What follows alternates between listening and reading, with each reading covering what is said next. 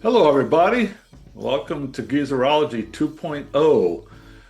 We are overhauling this channel. Well, not overhauling, we're fine tuning this channel, and we're going to shift our focus from music to movies just because basically we've all pretty much talked ourselves out of music the last few years. So we want to shift our focus to something different that we have some things to say about. And we're going to start this off with a look at the 1976 edition of A Star is Born. This one starred Barbra Streisand and Kris Kristofferson, was directed by a fellow named Frank Pearson, who was really better known as a screenwriter than as a director.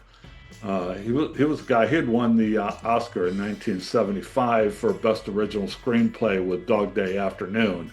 And so he was brought along on the strength of that, and then he came along to do A Star is Born in 1976 with Barbra Streisand. Bob suggested that we should talk about this movie, so I'm going to turn it over to him and let him tell you more about it.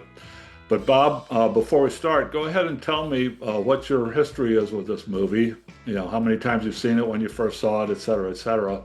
And then also let me know what prompted you to want to talk about it now. I saw A Star is Born way back in 1976 in its theatrical release. So I just really dated myself. That's the one and only time that I ever saw the movie.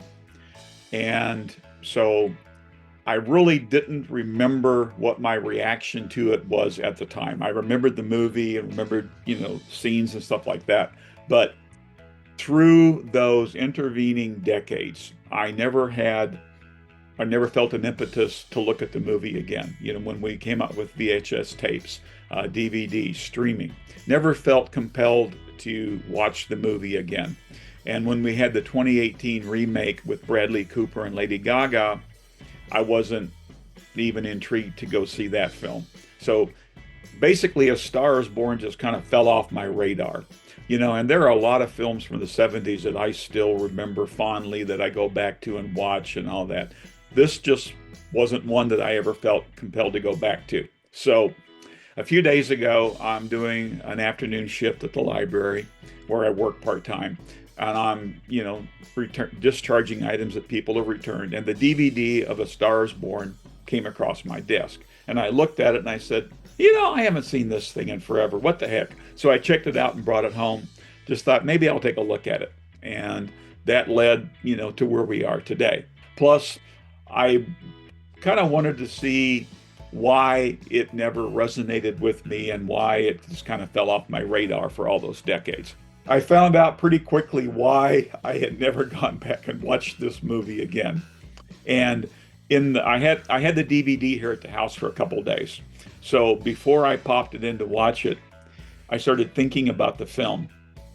And one thing that popped into my head, and I guess it's just a subconscious thought that I've been carrying all this time, was that Kris Kristofferson was totally unbelievable in this film. And I kept thinking about, he just really came across as a one-hit wonder, a one-trick pony. So there's no way this guy would have had the superstardom that was in the movie.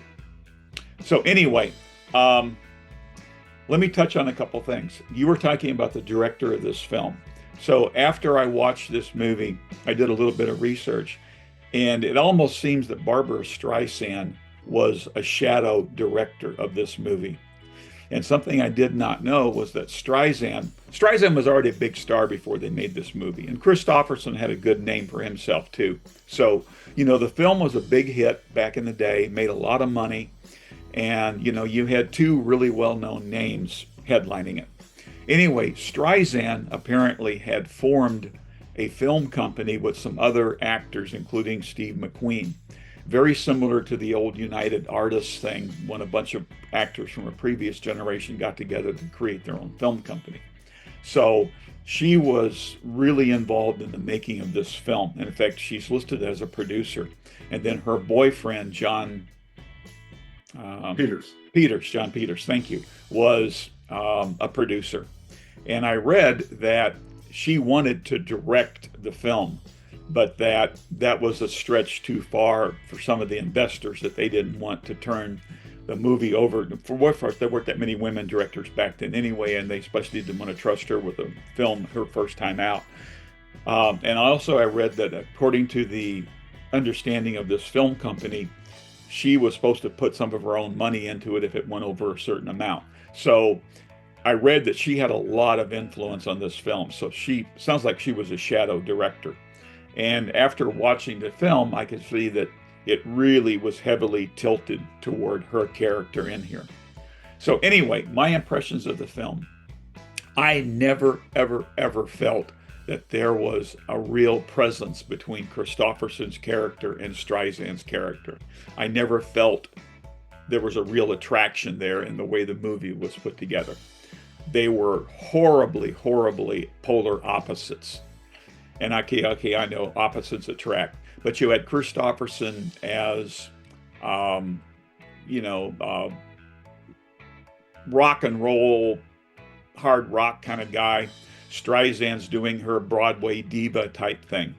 So right there, musically, they were way apart. He starts out as a drunk stumble bum up on stage. He can't remember his lyrics.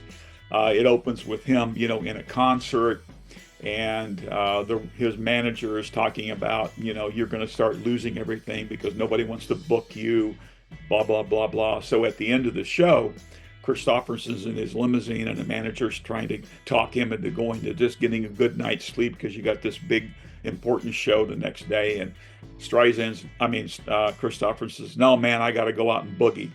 So the next thing you know, we cut to Streisand doing some intimate nightclub thing with a couple other performers, and Kristofferson stumbles into the audience. So he wants to go out and party, but he winds up at this little club where they don't even serve hard alcohol, so kind of off there. A big fight breaks out. The place shuts down. Kristofferson has ruined Streisand's act, yet she leaves in his limo. He shows up the next morning with pizza for breakfast. She agrees to fly with him in the helicopter out to this big outdoor festival. He goes berserk on stage again, takes somebody's motorcycle, crashes it. He gets flown out in a helicopter, ambulance type thing. She's stranded out in the middle of nowhere. Yet, despite all of these weird beginnings, she falls for the guy. So narratively, the thing makes absolutely no sense. And it just jumps from cliche to cliche to cliche. Kristofferson starts out as a drunk whose career's falling to pieces. And then suddenly he becomes introspective and talks to her about, his inner feelings. And then next thing you know, he's suddenly clean and sober. They're married. They're building a home out in the desert, and he's driving a bulldozer and she's mixing concrete and all that stuff.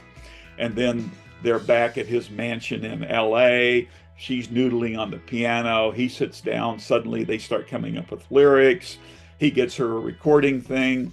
Immediately her songs are a hit. She's out on her first tour, selling out arenas, and he's now sitting at home writing different kinds of songs. He goes in to the studio to suddenly find out that his backing band has their own career and their music's running up the charts and they're going out on their own under a different name, and he didn't know any of this. So then he goes into a tailspin. She catches him in bed with some skank trying to be a reporter. And also she is up for a Grammy.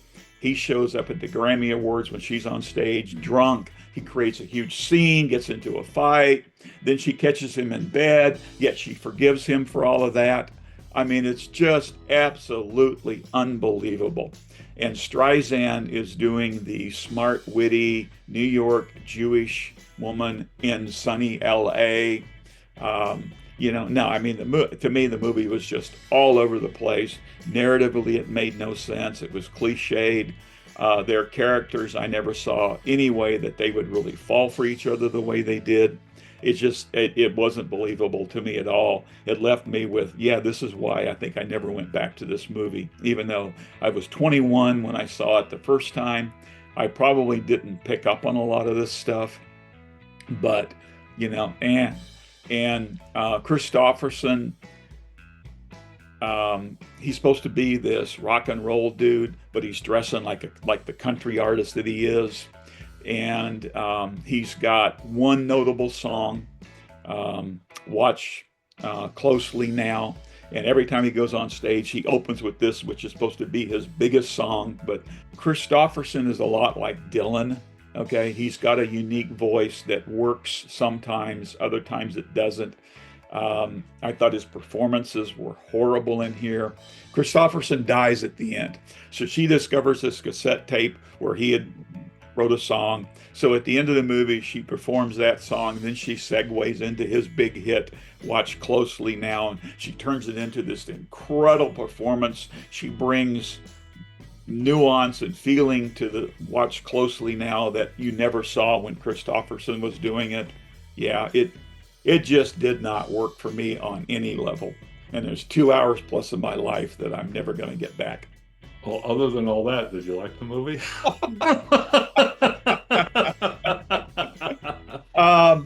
Well, I did have some good moments, and giving her due. Streisand is talented, but I think Streisand was playing Streisand. Yeah, this definitely was a Barbra Streisand vanity project. The big problem here is that she was just horribly miscast. It's like she had no business being in this world that she was in, right?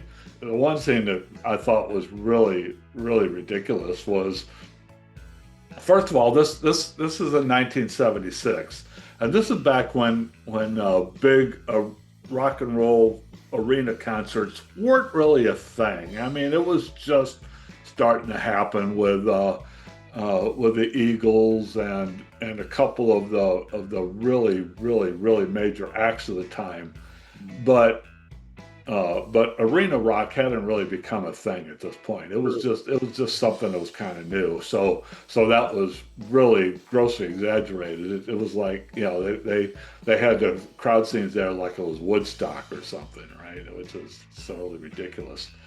But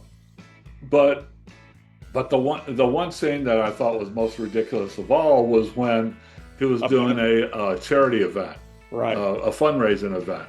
Yeah, it was supposed to be his last opportunity to salvage his career. Right. Okay, and so he's on stage and he gets about halfway through his first song, and big crowd, big giant crowd, and they're all cheering for him. They're all great for him. And then he stops singing the song. He goes off stage and drags her on the stage and makes her stand there and sing. And she's going, "No, I don't want to do it. I don't want to do it. I don't want to do it." And then she starts singing, and the crowd goes wild, Yes. And she's doing her Barbra Streisand, Broadway, Color Me Barbra sort of stuff. And this rock and roll crowd is there listening to Kris Kristofferson, man, they just go wild. And then the funny thing about it too is that all of a sudden you look around and the two female backup singers that was part of her band that was working in a nightclub, well, all of a sudden they're on stage. I'm like, where did they come from? And they know how to perfectly sync in with this new material. Yeah. It was all like perfectly tuned and perfectly rehearsed and everything, right? Yeah, it was really ridiculous. Yeah, the two singers were Clyde King and Vanetta Fields. Right, and Clyde King, yeah. Yeah, they were very, very popular studio singers at the time.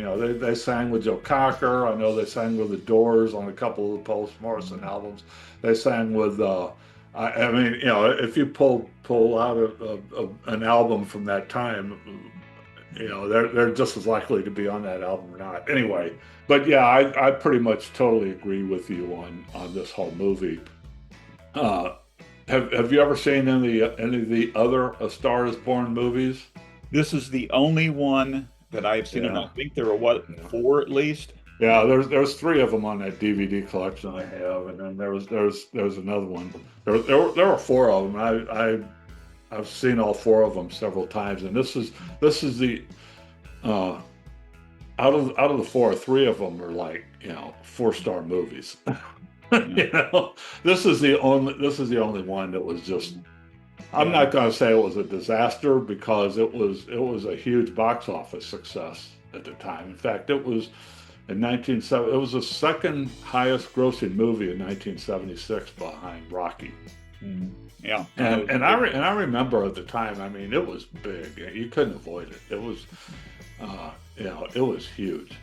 And the screenplay is just horrible. Because basically it's the same plot and everything as the other three movies. The script was just horrible because basically all it did was just kind of hit all the main plot points. There's no depth to the characters. You don't really buy these two people as a couple. Where the other three A Star Is Born movies, I mean, that's where those things are really powerful. I mean, all three of those things, exactly. There's no spoilers on watching A Star Is Born. If you watch one of them, you watch the second, you watch the first one, you watch the second one, you watch the third one, you watch the fourth one. There's no spoiling it. I mean, you know exactly what's going to happen through the plot. The whole uh, uh, the strength of these other movies are in the performances, are in and in the in the depth of the characterizations. Kristofferson and Streisand are not James Mason and Judy Garland. No. They're not Janet Gaynor and Frederick March, and they're not Bradley Cooper and Lady Gaga. It's just and basically this movie exists on the bottom line. I think you hit it right. It just exists as a vehicle for Streisand. Mm-hmm. And really the best part of the movies is when Streisand is on stage singing. And I the last 5 minutes of the movie are is just a close up of Streisand on stage singing, doing a tribute to the Kris Kristofferson character after he's gone, and she does two songs, his big song, and then she also follows it up with doing a song that he was writing at the time that he died, and the camera is just right on her face pretty much covers the whole screen. The camera doesn't move. It's just her face. And she nails it, right? I mean, it's like the whole reason this movie existed was to give you that last 7 minutes of the movie, which is it's mesmerizing. It really is. And that's really what saves this movie. Anyway, would this have worked better, you think, with Elvis Presley instead of Kris Kristofferson? Wow. Now there's a thought. Let me read you an IMDb entry. Okay. Barbra Streisand wanted Elvis Presley for the part of John Norman Howard. She even went to Las Vegas to see Elvis after one of his performances in 1975 and talked to him directly. Elvis wanted to do it, but Colonel Tom Parker was angry that Streisand hadn't come to him first. Oh my God. When Colonel Tom Parker got wind of it, he went to the producers and he said, the only way we're doing this is if Elvis gets top billing. Ooh, boy, that. And nah, that wasn't Barbara's plan. Man, can you imagine if they would have made that movie? It would have been a self-fulfilling prophecy. Because you would have had Elvis dead, Yeah. a year and a year and a half later? Yeah, he died in 1978. Yeah. But who knows? The butterfly effect. If he would have made this movie, then everything might have been different. Maybe he would have looked at it and said, "Oh my God, this is me." But you know, Uh, I would have probably really liked this movie a whole lot better if they would have given me a Kristofferson character that actually had a reason to be the superstar that he is, but that maybe it's a guy who's a performer who's run into a blank wall. You know, the well is dry, and he's frustrated because he can't come up with anything new. And then he starts mentoring, you know, the Streisand character, and suddenly she eclipses him. I mean, that would work for me better than what. yeah, well, yeah. I mean, it's just a problem. It's just a problem with a bad. It's just a bad adaptation of the movie. It's bad. Yeah, It's bad it really is. screenplay. You know, it's like they hit all the plot points to get from point A to point B to point C to point D, but it never occurred to anybody to actually, uh, you know, dive into these characters and take some time to let all this stuff develop because they had to get to they had to quickly get to the music performances and get to the main plot points. You know, and what's you know, and like I said before, I'm not gonna call this movie a disaster. I'm not even gonna say it was unsuccessful because I started to say that this was the least successful of the four Stars Born movies. Well, that's But not true because at the box office it was huge, uh, and I don't know why. I don't know why it was so huge. It's probably because it marketed very very well, and also because I mean Streisand had it. I mean she was huge. She yeah, was she very big. Not in the world of rock and roll, but in the days of Johnny Carson and the Tonight Show and network TV variety specials and something like that. I mean she was big, and that's probably what made this movie such a successful movie. well, that and she had had a good film career before this. You know, Right. She she had won was an Oscar a Broadway. few years before that.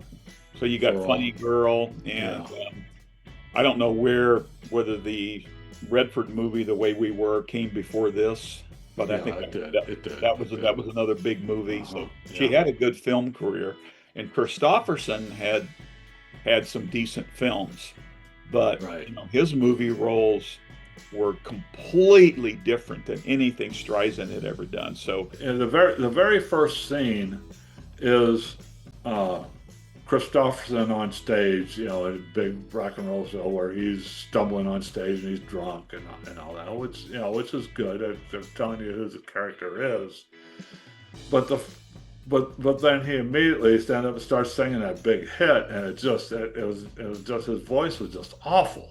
yes, It just sounded terrible, and that took me out of his character. It's like this, you know, this is bad, and I just kept going. Okay, it's like okay, I'm not a Kris Kristofferson fan.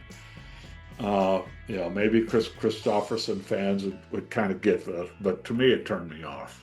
I could still reconcile that with, okay, I'll still buy him as a big rock and roll star. Okay, it's just that I'm just not in tune with this particular brand of rock and roll, right? So I bought that, but then what really just kind of shattered that illusion was when all of a sudden all of a sudden integrating Barbra Streisand into this world. You know, it's just you know that would never happen. That would never happen. yeah, But yeah, I think the big problem here was just a bad screenplay.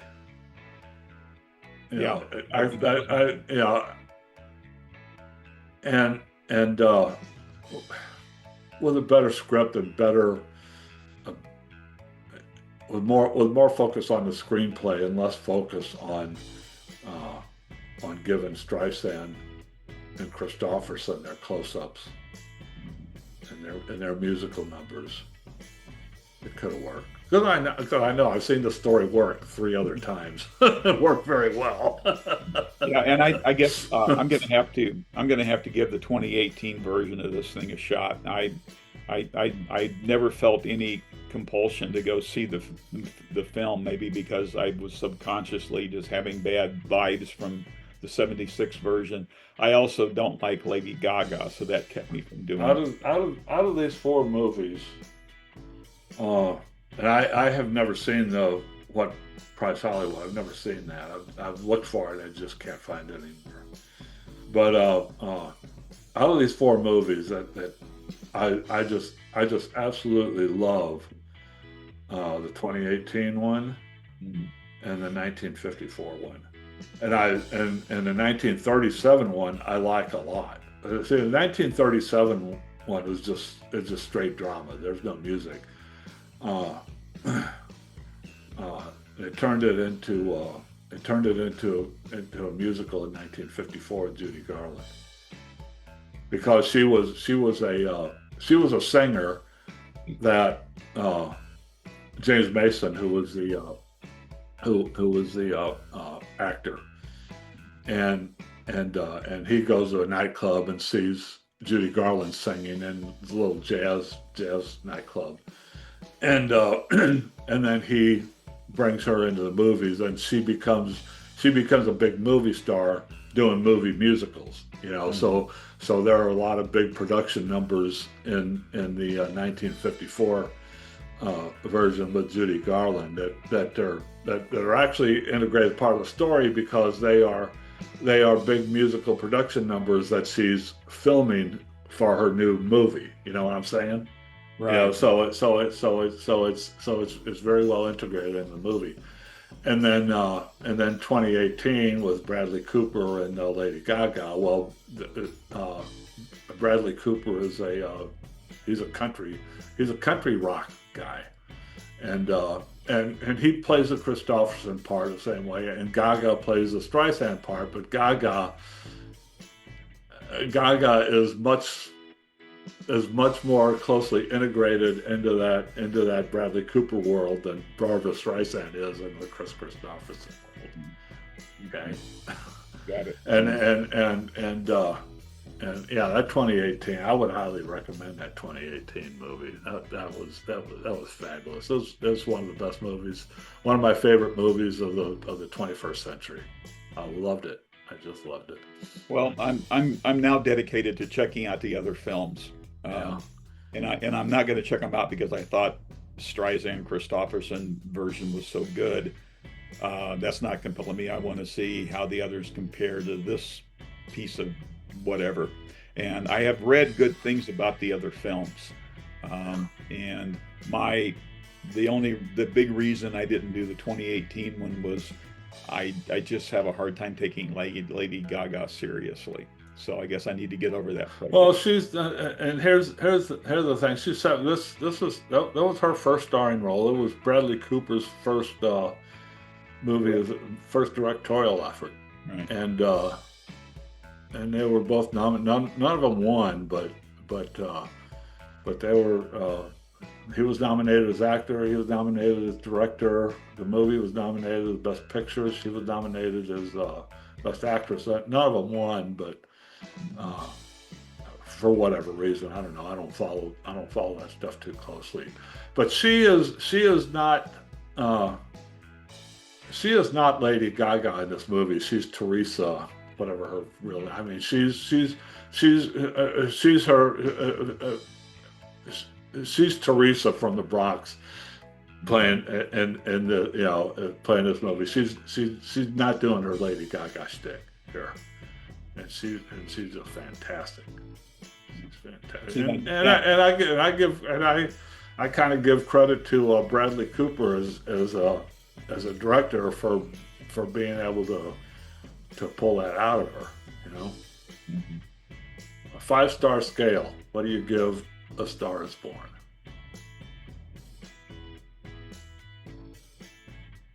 I'll give it a 2. I'm being generous. That's fair. That doesn't surprise me. It doesn't surprise.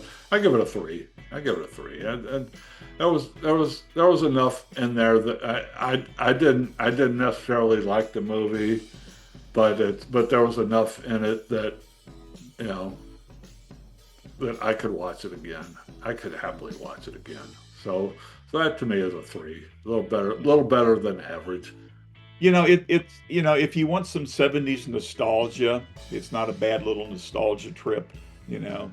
Um, and Streisand has some moments that do lift it up, and like you said, the last few minutes where she's performing those 2 songs, that's dynamite. That's mesmerizing. And Streisand's got some nice quirks, that make her interesting to watch, and I really feel sad for Kristofferson here because I liked Kristofferson as a singer-songwriter, and he has, like I mentioned, I kind of referred to him a little earlier as a Bob Dylan type character with that voice and stuff, but hell of a songwriter. In his country music field, he did some fantastic stuff, and he did some movies that I really, really liked. So I think he had some depth as an actor. He was miscast in this. All right. Well, thanks for watching, everybody. Hope you appreciate it. Please subscribe to us. We're starting this project over again, so we need your support to build this back up. Subscribe, hit that like button, and tell us in the comments what you think of this movie, and if you've seen any of the other A Star Is Born movies, and what you think of those, and where you would put this in the overall picture. Okay, well, thanks again, and check us out. We'll be back with more. So long. Take care.